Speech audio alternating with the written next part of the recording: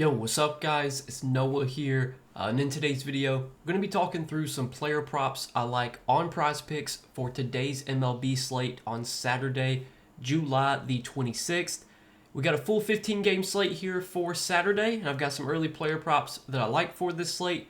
Taking a first look at the board on Friday night, I've got 3 early plays I like, and we're going to break down these plays, share why I like them. Now, before we do get started, guys, make sure you hit that like button down below. If you do enjoy these Prizepicks videos, make sure to hit that subscribe button as well. And if you guys are new to the channel, and if you are new to Prizepicks, if you don't have a Prizepicks account, make sure to go sign up. Use that promo code NOAH when you do sign up for Prizepicks with my promo code and play your first $5 lineup. You're going to get $50 in free lineups instantly added to your account. Easy way to kickstart that bankroll on Prizepicks. Use those free lineups that they give you. Hopefully you'll win some money off those free lineups, and again, you can start to build up that bankroll. But if you guys don't have an account on Prizepicks, use that code NOAH when you do sign up. And then also, want to shout out Sleeper because we do have a partnership with Sleeper as well.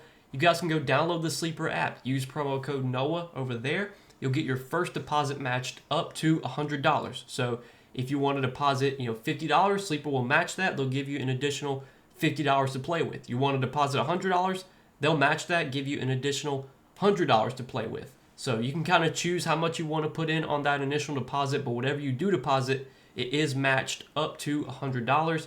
And if you guys don't know what Sleeper is, they're just a DFS pick'em app. They're very similar to Prizepicks. You pick more or less on player projections. You put out your lineup. You can do up to an 8-pick lineup on Sleeper. You can win up to 100x your money. It's a lot of fun. You guys should definitely be playing over there. And again, if you don't have an account on Sleeper, use that promo code NOAH when you do sign up. But before we talk through our Prizepicks plays for today on Saturday, I do want to recap our plays from Friday's video. So we gave out 3 picks on Friday. It was unfortunately not a good day for us. We went 1-2 on the 3 picks that we gave out. We hit Joey Wentz over 3.5 strikeouts, but missed on Ronald Acuna over 5.5 fantasy score, which, man, that was a really good play. We got a really good value on that Acuna line. I think his line bumped up to 8.5. I gave it out at 5.5, and go figure, he goes under, finishes with 5 fantasy score. Just how it goes sometimes. And then the other play that we took was Logan Webb over 5.5 strikeouts. Another play that was really good value. I think Webb was I think he closed at like minus 160 or minus 170 to go over 5.5 strikeouts.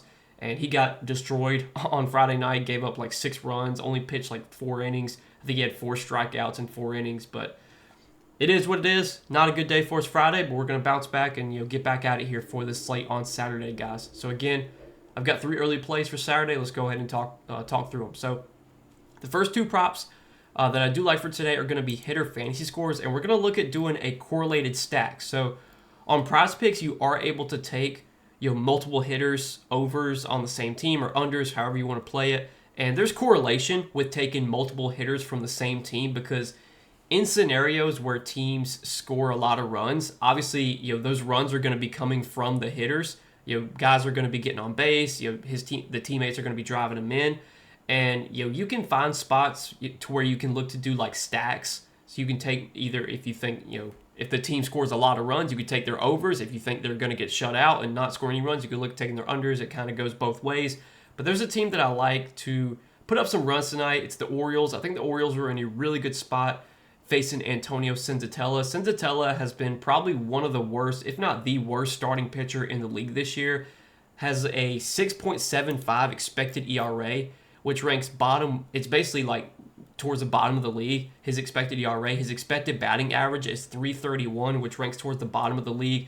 Senzatella also has one of the lowest strikeout rates in the league, 11.2%. Like, he's just a pitcher that doesn't strike anybody out, doesn't have swing and miss stuff, so he's throwing a lot of pitches in the zone where guys are able to put the ball in play against him. We've seen Senzatella really struggle this season, giving up a lot of hits, giving up a lot of runs. I want to say he did have a pretty good start in his last start against the Twins. He went 7 innings, still gave up 6 hits and 3 runs, but he's been giving up 3-4 runs in almost all of his starts lately. I think this is definitely another spot where he probably struggles against a good Orioles team that has hit the ball well, especially at home. The Orioles have been good. And if you look at Senzatella's splits, he's really struggled against lefties. He's struggled against both righties and lefties, but against lefties, he's really struggled. 359 average allowed, 412 on base percentage, 521 slug. So I'm looking at doing a two-man stack here of Jackson Holliday and Gunnar Henderson. I like both of them for more than 7.5 hitter fantasy score. And again, I know there's probably going to be some people that kind of question this, taking players from the same team. But in baseball, there's correlation with taking hitters, taking either both hitters overs, both hitters unders from the same team. Because like in a scenario where, for example, Jackson Holliday, he usually bats leadoff. Let's say Holliday leads off the game with a single. And then Gunnar Henderson usually bats either second or third. Gunnar Henderson comes up to bat and then hits a double and drives in Holliday. So now you're getting points from Henderson, driving in Holliday, and then you're also getting points from Holliday scoring runs. So, these guys, you can see the correlation there, and there's a reason that Prizepicks kind of lowers the payouts a little bit when you take hitters on the same team. But we're going to do a 3-pick lineup, and that still pays out 5.75x, pretty close to the normal payout of 6x. So we're not getting too much of a payout deduction here. But I really like this spot for both Holliday and Henderson. Again, we talked about how Senzatella has really struggled with lefties this year, and these are two guys that have hit right-handed pitching really well this season. They've been significantly better against right-handed pitching. Jackson Holliday, he's batting 270 against right-handed pitching this year, whereas against lefties, he's only batting 222. And then Gunnar Henderson, he's batting 306 against right-handed pitching, whereas against lefties, he's only batting 218. Also, if you look at their splits at home, both Jackson Holliday and Gunnar Henderson have been a lot better at home this season. Holliday is batting 284 at home compared to 236 on the road. Henderson batting 302 at home compared to 255 on the road. And then you can look at more like their, more their advanced stats, like their on-base percentage, their slugging, their OPS, like all those numbers are also higher against right-handed pitching. So I think this is a really good spot for both these guys, facing a really, bad pitcher in Senzatella, who just has not been good this season, is a pitcher that normally struggles. I think this is a spot where he probably projects a struggle going on the road into Baltimore. Not the easiest ballpark to pitch in. I know Senzatella, he pitches half his games in Coors Field, which is the toughest ballpark to pitch in. But even if you look at Senzatella on the road this year, he's still been really bad on the road, even away from Coors Field. So yeah, give me both Jackson Holliday and Gunnar Henderson as a two-man correlated stack to combine for more than 7.5 hitter fantasy score. And then the other prop that I like is a strikeouts prop. And we're going to take Cade Horton for more than 4.5 strikeouts. So Cade Horton, if you look at his recent games lately, he has kind of been struggling to get some Ks. Only had 2 Ks against Seattle, only 2 against Houston. Did have 5 against Cleveland, 5 against Minnesota, and then 4 in his last start against Boston. If you look at Horton this year as if you look at his strikeout metrics, he doesn't have a very high strikeout rate. He only has a 17.6% strikeout rate. But if you look at his whiff rate and his chase rate, those rank well above league average. So it's very surprising to see Cade Horton have such a low strikeout rate when his chase percentage ranks in the 68th percentile, his whiff percentage ranks in the 77th percentile. He's got a 29.2% whiff percentage, a 29.8% chase percentage, but only a 17.6% K percentage. So he's getting a lot of swings and misses. He's getting a lot of chases on his pitches. He's just not getting strikeouts, which is a little weird to me. I think this is definitely a pitcher that could be due for positive K regression. I think there's going to be strikeouts to come for Cade Horton. Just looking at his whiff and chase metrics this year, he is definitely a pitcher that is due for positive strikeout regression. And I think if there was a spot for that to hit, I think this would be it facing the White Sox. If you look this season, the White Sox have been a high strikeout team. Against right-handed pitching, they do have the 9th highest strikeout rate in the league. So this is definitely a White Sox team that will swing and miss plenty. They'll strike out.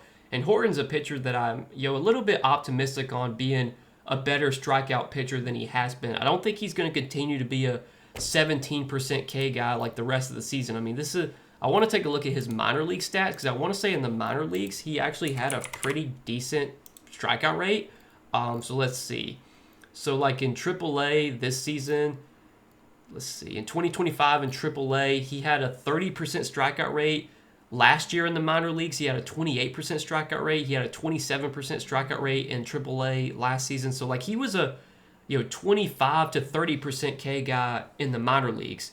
That kind of translates to like a 20 to 22% K guy in the majors, but so far his K percentage is only 17.5%. So like I said, I think his strikeout rate is definitely due to rise as the season goes on. I think there's going to be matchups where he does kind of rack up some strikeouts, and if there was a matchup for him to rack up strikeouts, like I said, I think this would be it, going up against the White Sox, who are a high strikeout team, 9th highest K rate against right-handed pitching this season. So do like this matchup for Cade Horton. We're going to take him for more than 4.5 strikeouts. So we got 3 plays for today, guys. And again, we're doing a correlated two-man stack with Holiday and Henderson. So there is a little bit of a payout deduction, but it's not much. You still get 5.75x for a power play. Not too far off from the traditional 6x that you would get. So yeah, these are going to be our 3 plays for Saturday, and let's see if we can go 3-0 here and hit all 3 of these plays. As always, though, guys, I do appreciate you watching these Prizepicks videos, supporting the content that I put out here on YouTube. Make sure to hit that like button down below if you enjoy these videos. Hit that subscribe button as well. And again, guys, appreciate your support. We'll see you guys in the next video. Let's win some money tonight, and best of luck on this slate. Peace.